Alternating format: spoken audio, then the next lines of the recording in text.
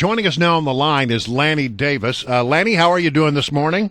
Well, I'm fine. I've missed talking to you guys. I go through cold turkey when I don't get beat up on by you. So sort of. Oh no! Now come on. We have nice and spirited conversations, but we leave as friends each and every time. I enjoy it greatly. Everybody always calls me and says, "I feel so sorry for you when you talk to these guys." Well, it is a little uneven for you, I'm sure. Listen. No, all right, let's talk about. You have a column in the Hill talking about the situation in Israel and Gaza, and how you think that there is a sense of false equivalence when you talk about this issue. Yes, I start out, though, by expressing my personal agony and conflicted feelings looking at these children who have been killed as a result of Israeli bombs and attacks. And there isn't a human being alive that can look at those scenes, a little girl who's paralyzed from the neck down. But I made the analysis, and I am a pro-Israel Jewish American. Not that Jewish has anything to do with it, because a lot of non-Jews understand the democracy in Israel is America's best ally in the Middle East, that we have to make a distinction, and the media isn't, between an intentional act to kill someone who is a civilian and a child, that's Hamas, and an unintentional act to defend yourself, where there happens to be civilian deaths as a result of defending yourself. And in the case of Israel, one of the few nations in the world, maybe in history, that calls cell phones, text messages, and drops leaflets ahead of time warning civilians to leave a particular area where rockets are being launched from within civilian facilities.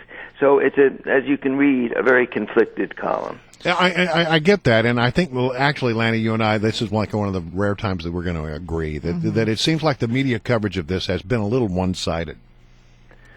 Well, it's obviously one-sided because the deaths and horrors that are occurring when children are killed make, naturally and without criticism, journalists cover that sort of thing, especially TV journalists. I think I end my column by saying it's not that I don't expect journalists to cover these horrible tragedies going on within Gaza, but I also expect them to be within Tel Aviv or the local settlements, or local cities, rather, near Gaza, where children are hiding in bomb shelters where they have to go within 30 seconds notice, shaking and fearful that they're going to die in any second.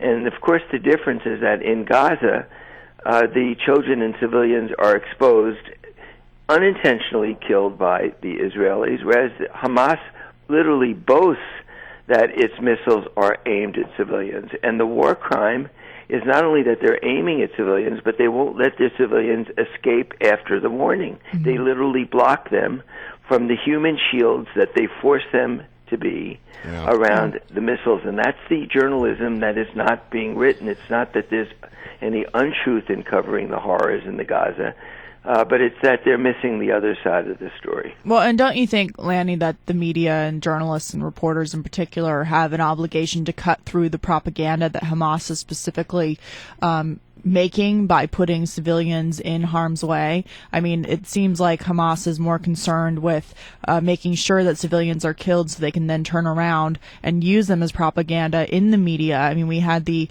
spokesperson of Hamas on CNN this week saying that Benjamin Netanyahu was acting like Hitler and that Palestinians were being killed by Israel just because they're Palestinians, when we've seen quite the opposite in Hamas killing Israelis for the sake of that they're Jewish.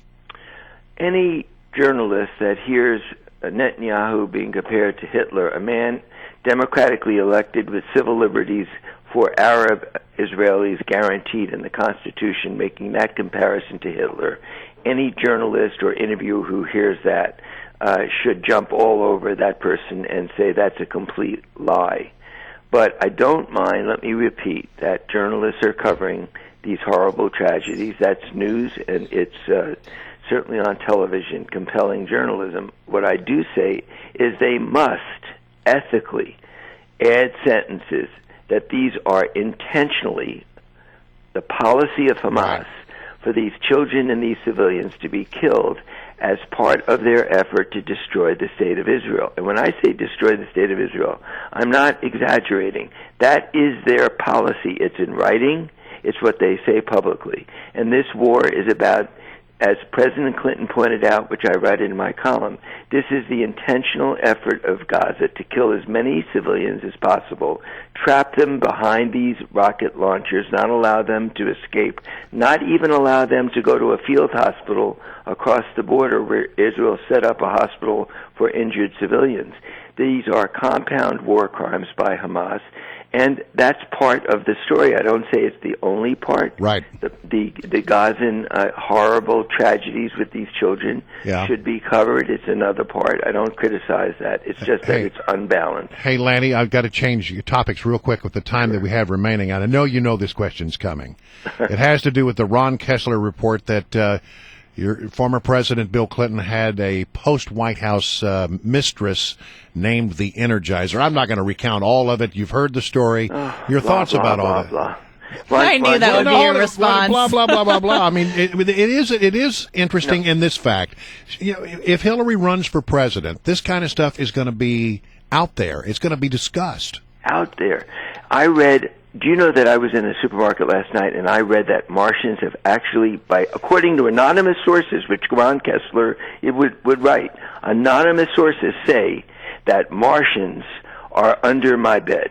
Now, how do I so you're saying, but there are no Ron anonymous Kessler's sources saying that Bill Clinton would not do something like this. That we know with his long history, which is documented in my new book, by the way. 10 seconds on the National Enquirer, according to anonymous sources. Where are the on-record sources that Ron Kessler, with a good journalism, would say, here they are, here is the proof? So the fact that we're talking about Martians under my bed, you know what? I can't disprove that, even though it's according to anonymous sources. Well, so this is garbage, and it's the kind of garbage that has nothing to do with whether, and it's also stupid.